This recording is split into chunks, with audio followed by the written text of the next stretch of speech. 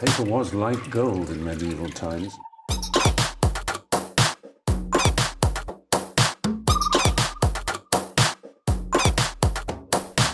Oh, not tobacco, sugar. That everything we thought we knew about the world might turn out to be completely wrong.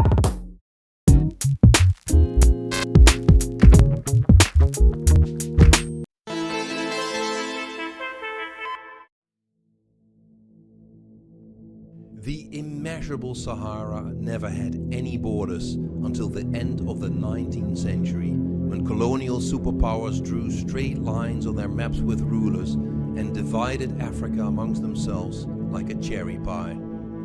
To the inhabitants of this desert, however, those borders only exist on paper. The desert will always be the domain of those who recognize neither borders nor states.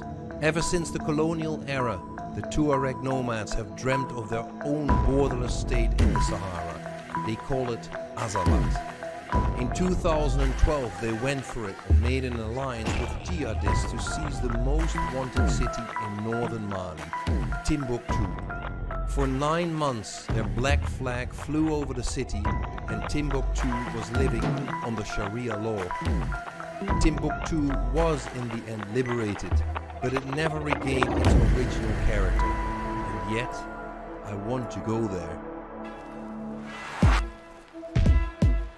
The Sahara, Africa's great desert, is now Europe's most southern border, where it combats migration, terrorism, and overpopulation.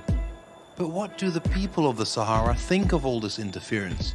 And what can we learn from the people of the Great Desert?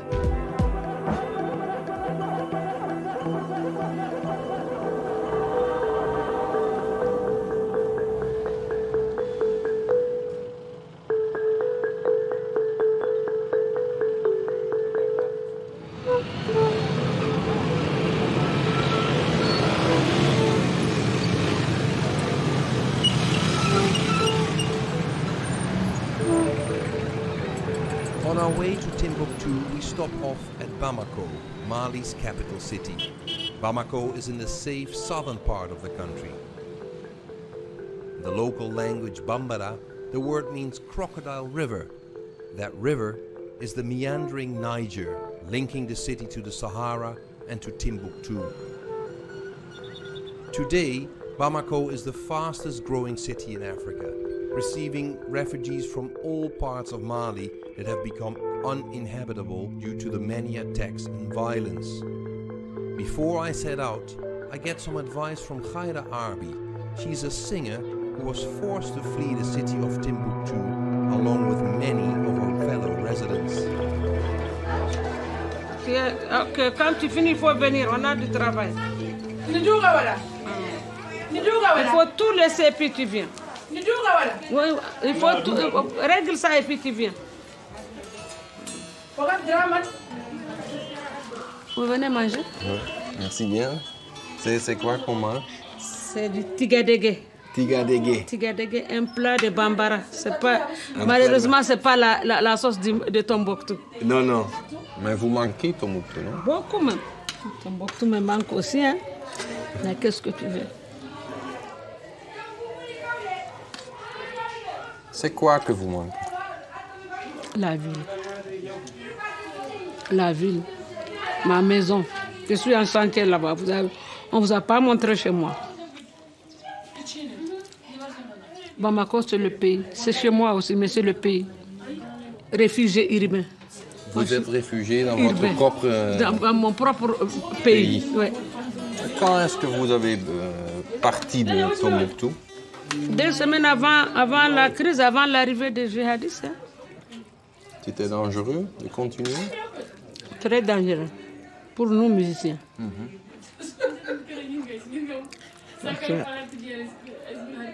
Quelqu'un qui menace de couper les mains des voleurs, de couper les mains des fumeurs de cigarettes. La musique est interdite. Je sais que si tu fais la musique, ce n'est pas ta main qui vont couper, c'est ta langue. Ah oui? Ah ben, parce que la musique, on ne le fait pas de la langue. Un musicien qui joue à la guitare, on peut lui couper la main. Mais un chanteur, on peut lui couper la langue. Ou bien. Mais Dieu merci, moi je ne sais pas là. Mais il y a beaucoup de gens aussi Qui sont partis. allés à Timbuktu et jamais revenus. Merci. Même les blanches, hein? Oui, oui. C'est dangereux pour les blanches là? On peut dire que c'est dangereux pour le blanc. Comment vous appelez? Bram. Hein? Bram. Bram, il faut tout faire. Les parents de Bram ou peut-être son pays va donner des milliers et des milliers de dollars pour qu'on les libère. C'est devenu une ville de bandits. À mon enfance, je n'ai jamais vu un voleur qu'on a arrêté à Tombouctou. Tous les voleurs à Tombouctou étaient ceux qui étaient déjà en prison. Parce qu'avant, si on prend un voleur ici au sud ou un criminel et qu'on lui dit qu'on va vous amener à Taoudani ou à Tombouctou en prison, ça c'était la fin du monde. Oui. Mais c'est quelque chose que vous plaît aussi, le fait que Timbuktu c'est la fin du monde. Ça fait partie du mystère.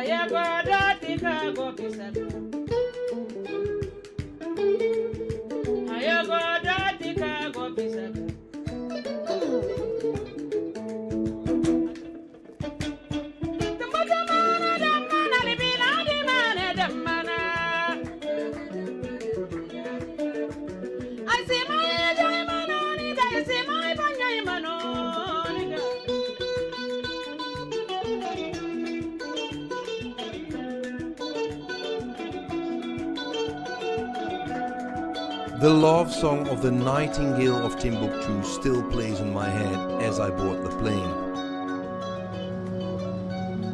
Below me, the river Niger flows. For many centuries, this was the best way to travel in the Sahara. The only human habitation is along the borders of the river. And there where the river bends away to the east, that's where the city of Timbuktu lies. You can't get any further away from home than this. This is where the Sahara starts.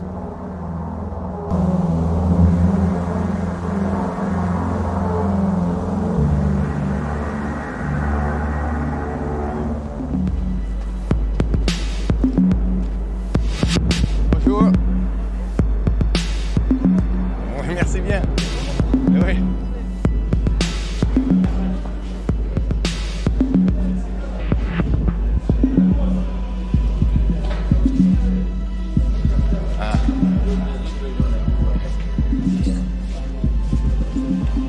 J'étais à Tombouctou et je suis revenu. Dat is natuurlijk wel belangrijk. Ik ben in Tombouctou geweest. Oh, you have another one in English. Yeah, in English. Yeah, that's in English. This is a bit Timbuktu back T-shirt. And back. And back. Yeah, medieval country. Welcome to medieval country. The airport is right beside the gates to the barracks of the French troops of Operation Barkhane. French soldiers managed to chase the jihadists from Timbuktu in early 2013, but they've stayed ever since. Despite our repeated requests for a visit to the army base, the French keep the gates locked. We get no answer to the question what it is that they're exactly doing here.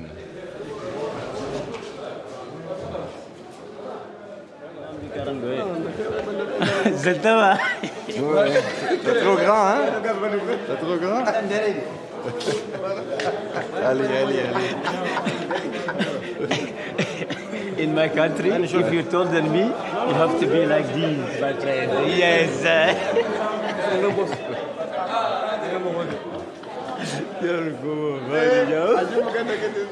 شنو يرسى علاري فتنك Mais c'est pourquoi c'est nécessaire, Karim?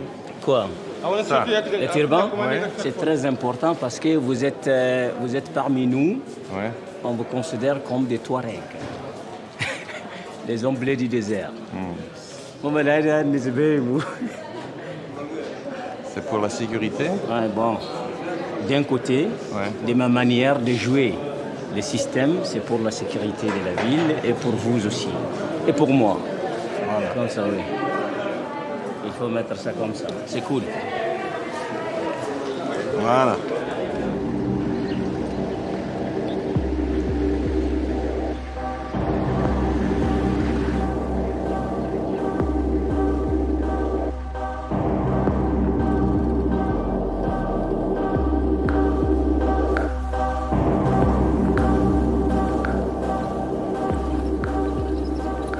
A voice inside my head keeps telling me I'm in Timbuktu. Timbuktu is now a city on the siege, where France, the former colonizer, stands guard together with UN troops. Timbuktu has been first prize for centuries in the eyes of travelers, colonial armies, and insurgents. Their stories made Timbuktu ever more mythical. Timbuktu, la mystérieuse, they say. One of the first things targeted by the jihadists were the tombs of a number of famous holy men in Timbuktu. Blasphemy, the jihadists said, and they destroyed the ancient graves with pickaxes and sledgehammers. This was the start of their 9-month reign of terror. But how do you keep going in a city occupied by jihadists? If that was hard for the ordinary Milanese, then ever more so for the owner of the only bar in this town. He's pale-skinned and locally known as the father of the whites. J'ai pas vu des autres blancs en Timbuktu. Est-ce que vous êtes le seul ici? Le seul métis. Le seul blanc? Métis. Ouais. Non, je ne suis pas blanc, je suis métis. Ah, c'est ça. Ouais. Mais il y en a d'autres, mais qui ne sont pas sur place. Ils sont partis de... Bon, d'autres sont morts, d'autres sont vieux, ils sont en retraite. Mais moi, je suis le plus jeune. Vous êtes vrai Timbuktien. Oui. C'est comment? Pourquoi vous êtes ici? Je suis ici parce que ma mère est d'ici et c'est mon pays natal. C'est là où je suis né. C'est là où j'ai appris à marcher. C'est là où j'ai appris à étudier. J'ai appris à travailler. Donc, c'est pas facile de quitter. Et pourquoi votre père a visité Timbuktu? Non, il n'a pas visité. Il est venu travailler. C'est un ex-militaire français. Ah oui? Oh, ouais. À l'armée coloniale. Coloniale, voilà. Et qu'est-ce qu'il a fait? Après, il est monté pour la guerre d'Algérie. Ensuite, après, il est rentré en France. Avec votre maman? Non, non, il a laissé ma maman. Et jamais revenu? Non, il n'est jamais revenu. Mais le moment que les djihadistes sont venus à Timbuktu en 2012, vous étiez ici? Oui, j'étais ici, j'ai été victime même. Ah oui? Oui, on m'a cassé le bar, on m'a arrêté pour 30 minutes et on m'a libéré. Mais le moment qu'ils ont vous arrêté, qu'est-ce qu'ils ont dit? Non, non, ils n'ont rien dit, ils m'ont juste arrêté. Ils ont cru que j'étais un toubab. Ils m'ont donné un coup de croche et ils m'ont embarqué avec eux. On les a dit qu'on a eu un blanc. Donc ils m'ont envoyé Talha, qui est le chef d'Al-Qaïda présentement. Il m'a salué, je lui ai répondu. Il m'a trouvé sur le carreau, il m'a dit « Lève-toi, assois-toi sur la chaise ». J'ai dit « Non, ce sont tes gens-là qui m'ont dit de m'asseoir par terre ». Il me dit « Lève-toi, assois-toi ». Il me demande si je le connais. Je dis « Non, je ne te connais pas ». Il me dit que ma maman est aussi Oulad Ish. Je comprenais ce qu'il voulait me dire. Ça veut dire que sa mère et ma mère sont de même tribu. C'est ce qu'il voulait me dire. Bon. Immédiatement, il s'est levé, il a appelé le chef de poste, il a parlé et il m'a libéré. 3 semaines après, j'ai préféré quitter Tombouctou. Pourquoi? Hein? Pourquoi? Parce que je ne pouvais pas vivre avec eux. Voilà. It all sounds like an incredible story to me. The owner of the only place where you can get some alcohol in this town, a chain smoker who drinks beer for breakfast, turns out to be related to the head of Al-Qaeda. This now is typically Timbuktu, a city with 2 faces, of river and desert. The city licks its wounds. This is Independence Square. It's where the invading jihadists made their first victim in 2012 as they tore down the statue of the city's patron saint, Al-Farouq.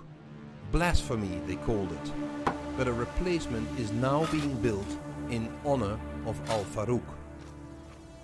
I'm visiting the Ahmed Baba Institute, donated in 2001 by the former South African president Thabo Mbeki.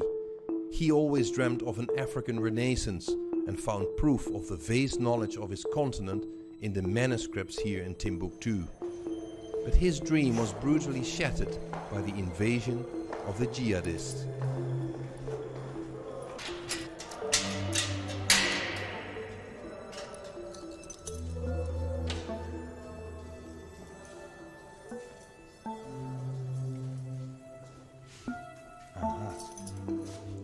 Ces manuscrits qui datent du XVIe siècle à nos jours.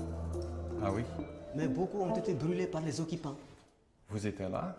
On était là, mais on ne pouvait rien parce que le bâtiment était occupé par les chefs des islamistes. Des islamistes. Donc on était dans la ville, on se promenait jusqu'au moment où on voyait la fumée qui dégageait d'ici là. C'est à ce moment-là qu'on s'est précipité pour venir vider les boîtes. On a pu ramasser quand même quelques manuscrits. Et c'est les cendres des manuscrits qui sont brûlés. Parce que ça, c'est le Coran? Il y a le Coran, il y a un peu de tout. Il y a la grammaire, la physique, l'histoire, la géographie. Donc, je ne comprends pas parce que les islamistes, ils sont religieux. Pourquoi ils vont brûler le texte du Coran? C'est les petits-enfants là qui sont avec les gardes, les petits-enfants là. Ce sont eux qui ont brûlé ça. Puisque eux, lorsqu'ils ont senti la présence de la force française, tout le monde est parti. Ils ont pillé les bagages, ils sont partis. Donc les derniers à rester, les petits-enfants là, ce sont eux qui ont mis feu dans les manuscrits là. Pourquoi? Je ne sais pas. Seulement la provocation, quoi. Seulement c'est pour faire mal à la nation surtout. Il y a des manuscrits qui datent du XIe siècle, XVIe siècle, XVe siècle, des centaines d'années. Donc, c'est des manuscrits qui sont très fragiles. Et ils ont brûlé combien de manuscrits? 4202. Oui, on a pu sauver beaucoup. Comment? On venait les prendre petit à petit pour les faire sortir. C'est comme cela qu'on a pu amener au moins 37 000 manuscrits à Bamako. Ils vont revenir bientôt, Inch'Allah. Il vous manque, hein? Est-ce qu'il vous manque? Il nous manque notre patrimoine, les manuscrits.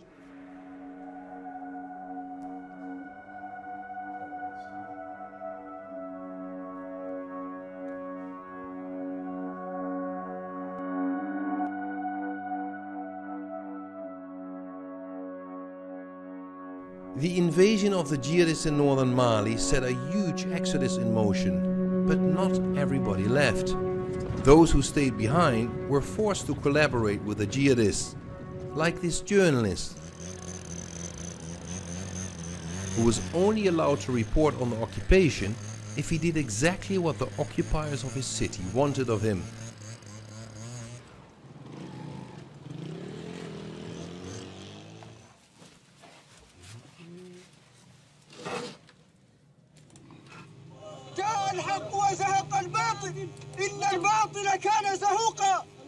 Vous étiez le seul journaliste ici à Tombouctou pendant l'occupation. Oui, un des rares. Au début, il y avait beaucoup de journalistes, mais qui sous la pression maintenant des occupants, beaucoup ne pouvaient plus tenir, ils ont quitté.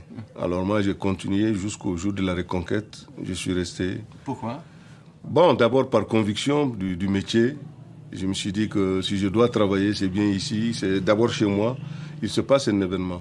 Mais les djihadistes n'aiment pas les journalistes, non? Oui, mais c'est les journalistes occidentaux qu'ils n'aiment pas. Ah, parce qu'ils disent qu'ils font de la propagande. Un journaliste comme toi n'est pas accepté. Moi, j'ai fait une interview avec eux pour leur dire pourquoi vous n'acceptez pas mes confrères de l'Occident. Ils disent non, que eux, vous venez dans le cadre du tourisme, vous imposez votre culture, vous faites la propagande, vous ne faites pas le vrai métier du journaliste. Donc, vous travaillez pour vos gouvernements. Alors que peut-être qu'un journaliste local comme moi, je dis juste ce qui se passe. Il pense que moi, je travaille plus correctement que vous. Ah, et c'était comment? Moi, au début, j'avais des problèmes avec les petits combattants. On me retire la caméra, ne nous filme pas, ne nous prend pas ça. J'avais beaucoup de problèmes comme ça. Donc finalement, j'ai pu me faire un document qui me laisse travailler. Et dans ce document, ils avaient énuméré des conditions. Les conditions, c'est quoi? C'est de ne pas filmer les chefs leaders, les leaders des islamistes. Ensuite, les femmes non voilées, de ne pas aussi montrer. Il faut montrer le bon visage que Tombouctou a repris depuis Tombouctou était la ville religieuse. Donc vous êtes devenu propagandiste pour eux? Bon, et c'était des conditions quand même qui étaient posées. Alors j'étais obligé de l'accepter. Si je voulais vraiment tenir à mon métier, je pouvais le faire. Et vous êtes invité à tous les événements comme la destruction des mausolées, les amputations. Les amputations? Oui, il y a eu des amputations. Et tout ça, j'étais là avec des SMS, on m'informe. Souvent, on m'appelle. Yahya, nous avons tel événement à telle heure, à tel lieu.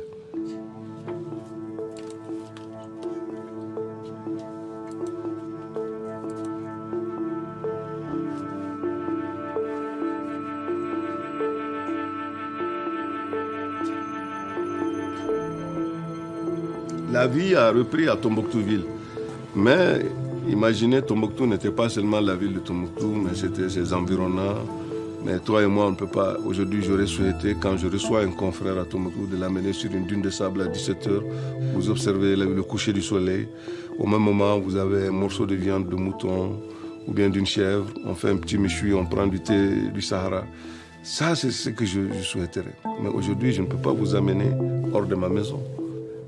Et ensuite, maintenant, en ville ici, tout est centré en ville. C'est comme si nous sommes dans une pièce de prison où nous avons la belle vie, mais on ne peut pas sortir de la pièce. Donc ça n'a pas de sens. Nous sommes tous des nomades. Nous aimons nous ambuler dans la nature, fumer par-ci, draguer par-là, sauter par-ci, ainsi de suite. Ça nous manque.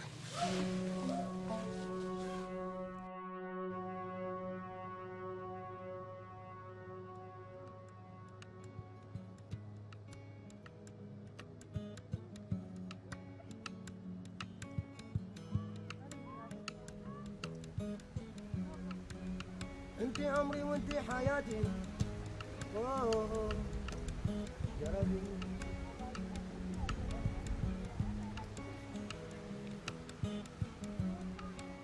إلا جربي منكر إلا ندم برفي إلا مشري منكر إلا ندم برفي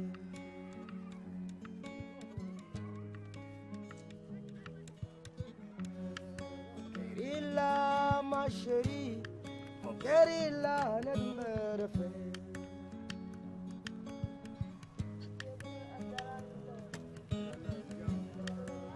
إلا جربي منكر إلا ندم إلا مشري منكر إلا ندم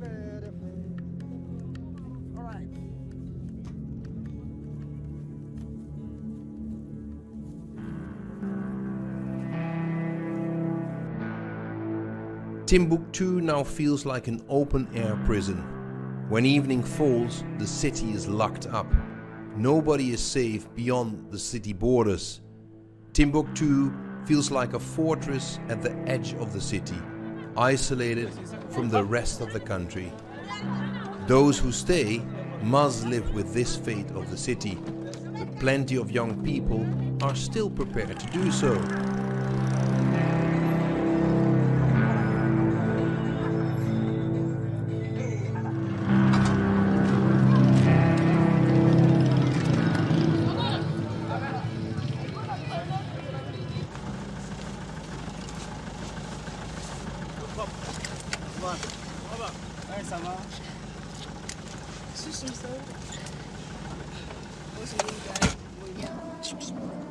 Qual a vitesse? Allez, ma tenue. Hein?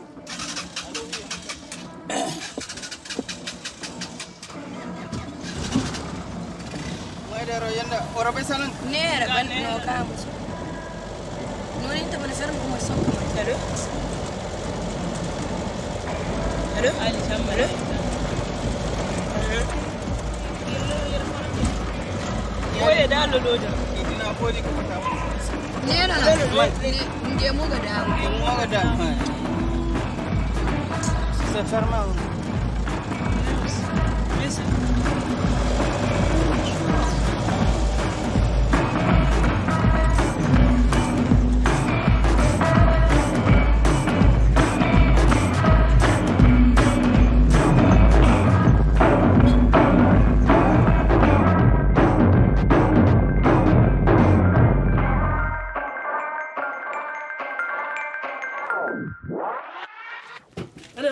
wallahi micin ai wanda fara isa kuma in je sai ka go mu nufin nan gurin wayar ka hanku kuma idan muka hajje warware wallahi na lafiya da yanda dai ga misle mashi igo yiga bane da mere san da ita bi cine da na kai fari obi ko na bata iga isma ko bino bore nan nan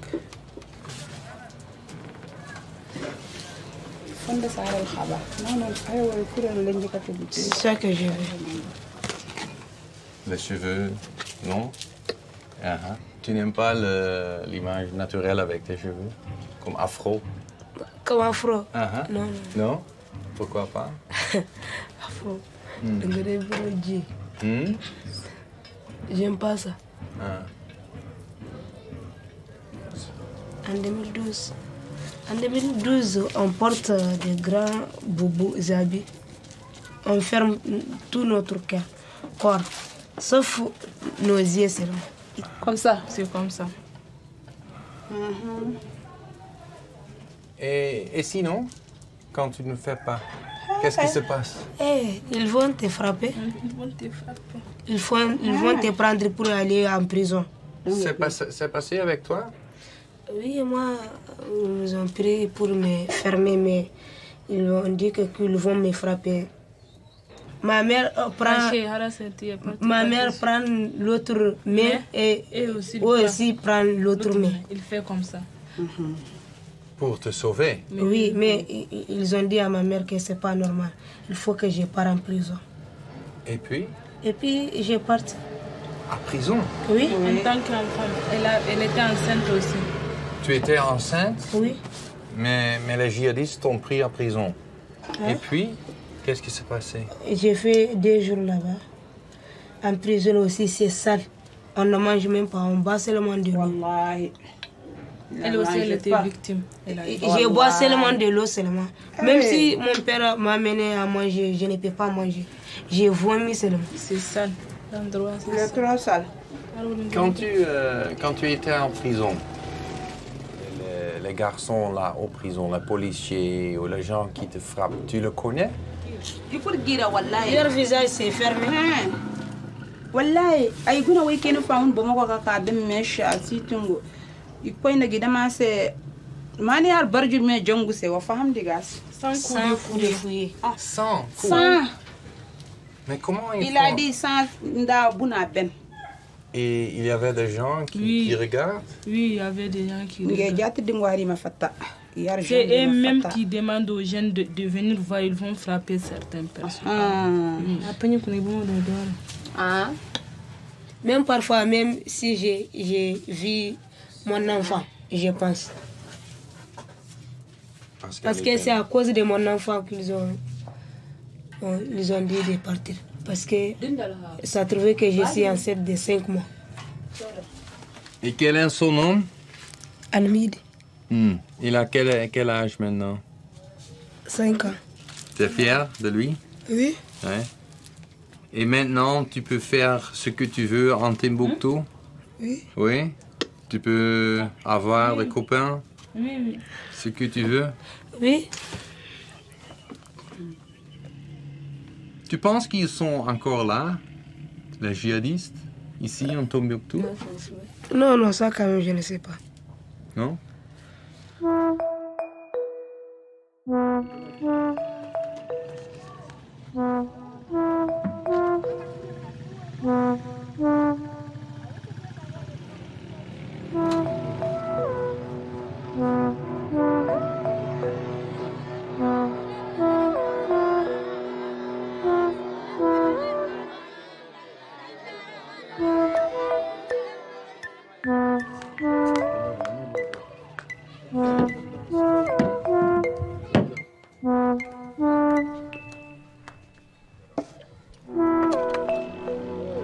Are the followers of the jihadists truly gone?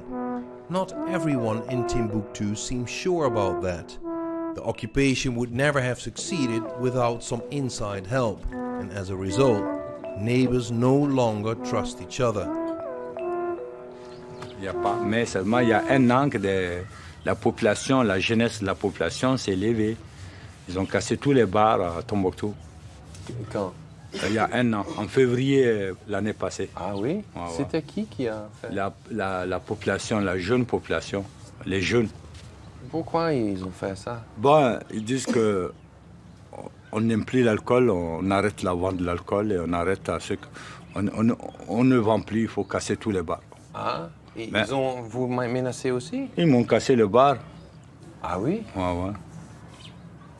Donc ces sentiments sont encore là? Oui, ces sentiments sont là, ouais. Mais jusqu'à présent, le voisin n'aime pas... Celui qui rentre pour boire, il le voit d'un œil tordu. Hein. Ouais. Qu'est-ce qu'il dit? Parce qu'il n'aime pas celui qui boit l'alcool. Votre voisin? Mon voisin, ou bien l'ami de mon voisin, ou bien un autre qui est de passage. Il y a des gens qui ne foutront jamais pied ici parce qu'ils savent qu'ici, on vend de l'alcool. S'ils ont besoin de moi, ils se mettent dehors et ils m'appellent. Ce sont les jeunes qui ont brûlé, ouais. Ah, d'accord. Ils ont cassé les tables, les chaises. Ils ont tout volé. Mon téléphone, mon argent, mes habits, mes assiettes, ils ont cassé, ils ont volé mes thermos, ils ont tout pris. Et vous ne sentez pas que vous êtes en danger, donc? Oui, mais que faire? Partir? Non, on est obligé de vivre. On ne peut pas laisser tout ça. Qui va payer tout ça? Les chaises, les tables, les thermos, les casiers, qui va payer? Personne ne paiera. Donc on ne peut pas quitter si on n'a rien. Tout ce qu'on a est parti. Donc on reprend à zéro pour avoir un peu. Et c'est aussi une chose idéologue pour vous? Que vous dites, il faut avoir le droit de boire l'alcool parce que l'État c'est laïque? Oui. Chacun est libre de boire son alcool. Chacun est libre de fumer. Je pense que chacun est libre de draguer. Chacun est libre de fumer sa drogue. C'est son problème, c'est sa vie. Ah, l'État est laïque. Pourvu que tu ne nuis pas à ton voisin, pourvu que tu n'agresses pas ton voisin, pourvu que tu n'agresses pas un ami. Vivre, il faut faire sa vie. C'est pas interdit.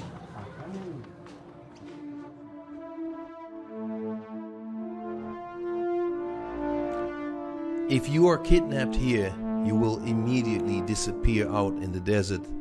This is exactly what happened to Dutch tourist Sjaak Rijke and 3 other tourists in 2011. They were kidnapped just outside their hotel.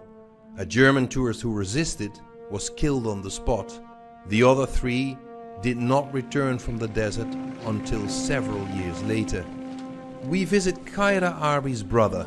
we arranged to meet at a place where the parental home of the Nightingale of Timbuktu still stands, at the very edge of the desert. Là, ici, il y a le matériel de musique déposé dans cette chambre-là. Donc quand il le répète, c'est ici. Donc ça était la chambre de musique ici. Ouais, ici, c'est la chambre de musique. Toujours la bruit. Toujours. Toujours.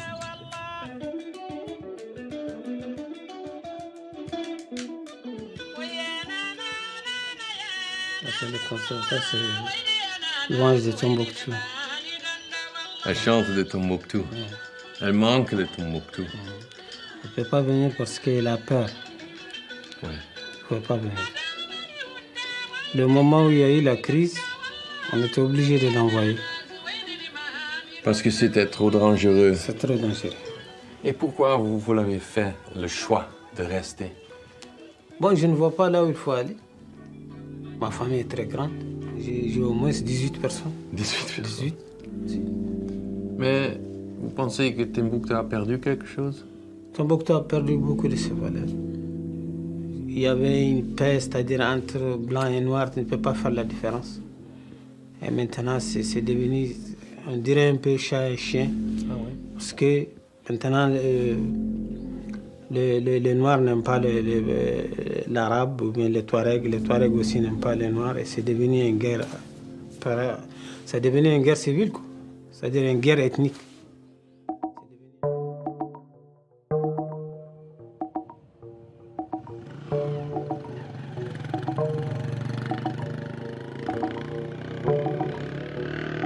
Even though the people of Timbuktu were very worried about their safety, the soldiers of the French army or the Swedish UN force are nowhere to be seen. It's not until we take a look at the most famous mosque of the city that suddenly they come into view around the corner as bodyguards of a high European delegation. As I watch the scene from a distance, I wonder who these soldiers are really here for.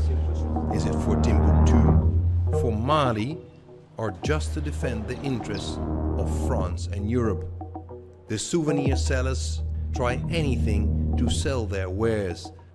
At one time, this city was a major tourist attraction. Today, the only visitors who come at all are heavily guarded.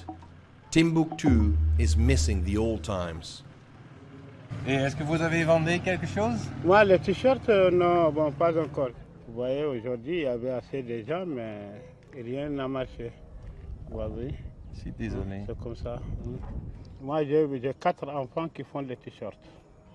Vous voyez? Donc, c'est comme ça. Rien en vendre. Oui. Et c'est comme ça depuis quand? Bon, depuis 2012 jusqu'à nos jours, c'est comme ça. Qu'est-ce que vous avez vu quand les djihadistes sont venus ici? Oui, ici, bon, un jour, on était là assis, le matin, ils ont cassé le mausolée. Ah. Les gens, la population, ils crient en même temps, pourquoi ça, ils pleurent, vous voyez. Mais pourquoi ils ont détruit le mausolée? Bon, ça, je ne sais pas, vraiment. Ils n'ont pas expliqué? Ils n'ont pas expliqué parce que personne ne s'adresse à eux, personne ne s'approche à eux, donc on ne peut pas savoir. Et c'était pas dur? Bon, ça a été dur parce qu'on ne peut pas faire notre besoin. Il faut qu'on s'adresse à eux pour parler avec eux. On va faire ça. Et c'est comme ça. Qu'est-ce qui vous avez parlé avec les salafistes là? Bon, c'est le jour où on m'a cassé ma guitare, c'est seulement ce jour.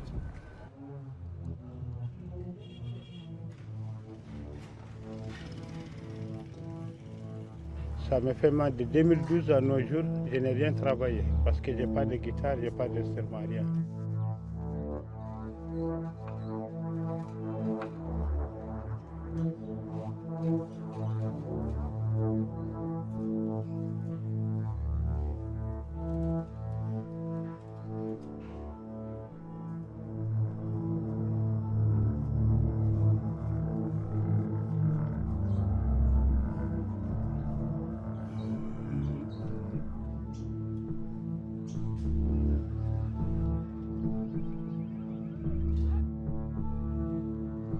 Night falls in Timbuktu.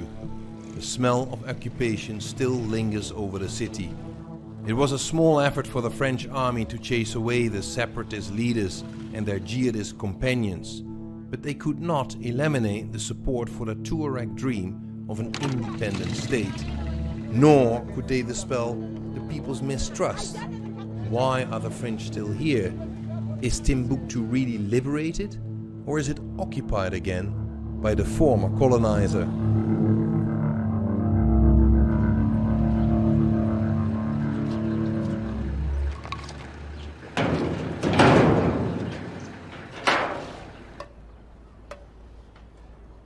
Bien dormi? Bon, un peu, oui, ça va. Ça va? Oui. Qu'est-ce qui s'est passé ce soir? Parce que j'ai pas bien dormi. Il y avait des nouvelles. Bon, même moi, c'est pareil. Le moment où j'ai descendu, j'ai quitté ici. J'étais à la maison. Donc, c'est un instant que quelqu'un est venu me dire qu'ils ont attaqué un militaire. Ici à Timbuktu? Ici à Timbuktu, oui. Qui est quitté au checkpoint, qui est à l'école de la paix, derrière de l'école de la paix. Donc, on partit que c'est des assaillants. Ils ont tiré sur lui. Ils ont pris son arme. Ils sont partis. Donc tout le monde a été perturbé. Et pour toi, c'est comment? On fait avec. Qu'est-ce qu'on peut faire parce qu'on est né ici, Tombouctou. On est grandi ici, Tombouctou. Donc n'importe quelle situation, on est obligé de vivre avec nos parents, avec nos frères, nos sœurs. Mais l'essentiel, c'est quand tu te colles la paix, tu te mets à l'écart. Peut-être tu peux être sauvé. Ou peut-être aussi tu peux être une victime. C'est comme ça. On prie Dieu tout simplement que ça soit fini, vite. Parce que Tombouctou ne mérite pas cette histoire-là. Tombouctou a une autre histoire qu'on a trouvée. Mais tu penses que ce sont des djihadistes ou quoi? Non, non, non. C'est des gens qui gâtent le nom de djihadistes. Les djihadistes ne font pas ça. Ils ne vont pas faire ça. C'est des bandits? C'est des bandits armés seulement qui sont dans la ville, surtout dans les groupes qui sont à l'intérieur de la ville, qui viennent la nuit faire leurs bêtises et le lendemain ils vont quitter la ville. Ils kidnappent les gens, ils prennent les voitures d'autrui. Quand tu as une moto tout de suite, on te braque, on prend ta moto. Est-ce que c'est bon? Tu ne peux pas avoir une bonne voiture pour circuler dedans comme ça. À Tombouctou, c'est les Arabes qui ont cette opportunité-là, ou les Touaregs. Les djihadistes ne font pas ça. Les djihadistes sont là tout simplement, ils disent ce qu'ils veulent et ce qu'ils ne veulent pas. Si tu suis leur loi, tu es assuré. Mais si tu ne suis pas leur loi, ça c'est autre chose. Est-ce que je ne comprends pas parce qu'il y a le MONUSMA, il y a l'armée française, les Suédois, il y a l'armée de Mali, les Français. Ils ne font rien. Pour moi, ils ne font rien. Pour moi, ils ne font rien. Vu tout simplement, le problème se trouve au centre-ville. Comment fait-il que vous laissez au centre-ville? Vous êtes là pour régler le problème. Vous laissez le centre-ville, vous êtes parti aller vous cacher au niveau de l'aéroport pour faire une base là-bas, pour rester là-bas. On peut attaquer une checkpoint tout de suite. Il n'y a pas une intervention rapide. On peut prendre une voiture d'autrui, il n'y a pas une intervention rapide. Donc, on vient chez toi, on te tue et puis on part et puis c'est fini. Hein. Donc, tu te colles la paix. Tu restes chez toi, tu cherches la paix. Si tu comptes sur l'aménagement ou bien sur Barkhane, là tu es foutu.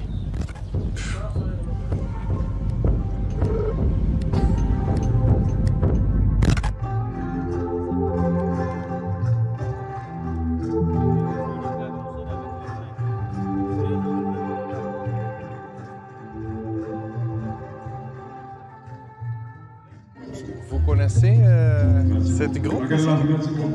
Vous connaissez les groupes ici? Oui. Oui? Ils sont célèbres? Oui? C'est qui vient ce soir? Les réfugiés. Les réfugiés? Réfugiés de où?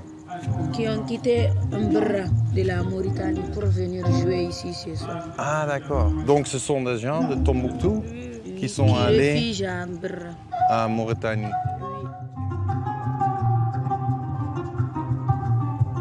Et maintenant, toutes ces choses difficiles sont finies. Oui, Timbuktu est normal en ce moment. Alhamdulillah, aujourd'hui, quand même, Tombouctou est normal. On se porte bien. On porte des habits comme on veut, on marche comme on veut. Ouais. Et on fait de la musique. On fait la musique. On fait des bals masqués, des soirées partout là où on fait. Oui. Vous aimez beaucoup? On aime beaucoup, surtout que c'est gratuit aussi. oui, c'est ça. Ah, maintenant, quoi? Tu vas où?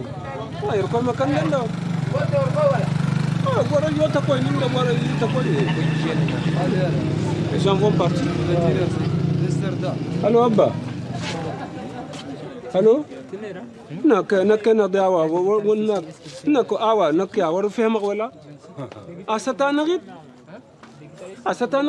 soirée. À cette année, dans une soirée. Depuis de 21h. Hein? 21h, il faut que tu 21h. Moi, tu circuler, moi, tu circuler.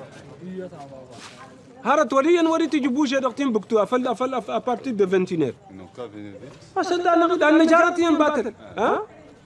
The organizers seem nervous. The concert is about to begin, but the hall is still frighteningly empty. Timbuktu is not yet used to events like these. The organization only announced the concert at the very last minute, for fear of putting ideas into the heads of the wrong people. But if the audience won't come, the concert will have to be cancelled. Curfew starts in 2 hours.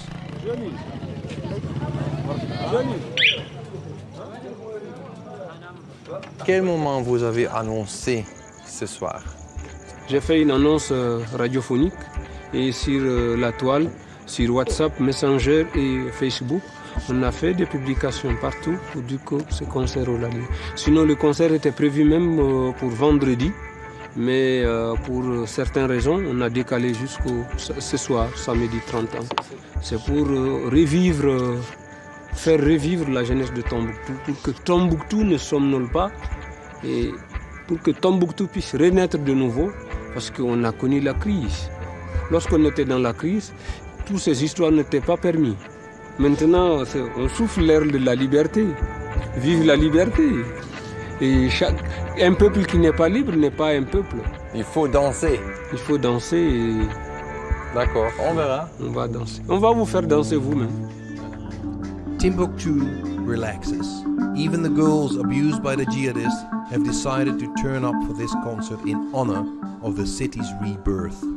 The musicians performing here tonight are Tuaregs who had fled to neighboring Mauritania.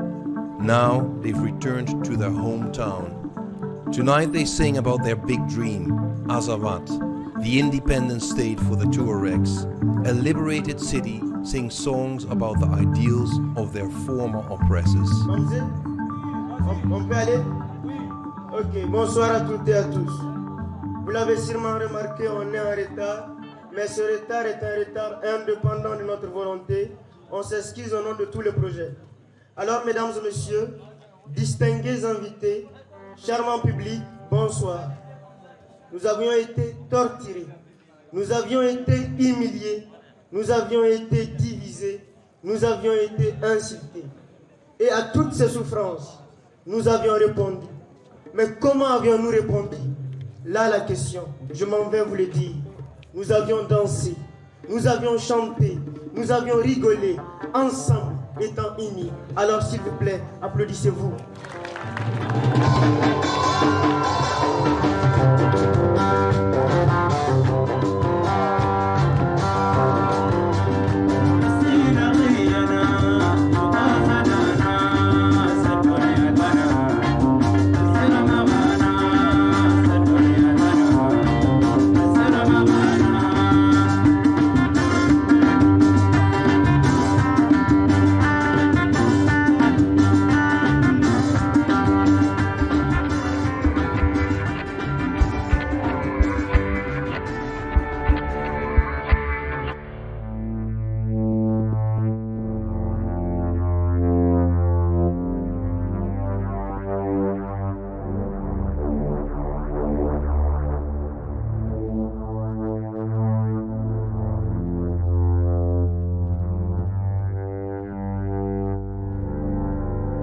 We have come to the end of our stay.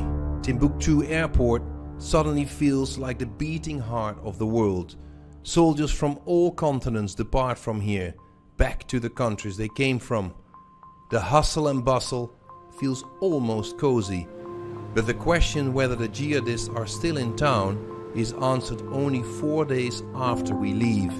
The airport is under fire for several hours. Jihadists set off as many as 4 bomb cars at the gate. Timbuktu is still not safe. We travel on toward the east, next destination, Niger.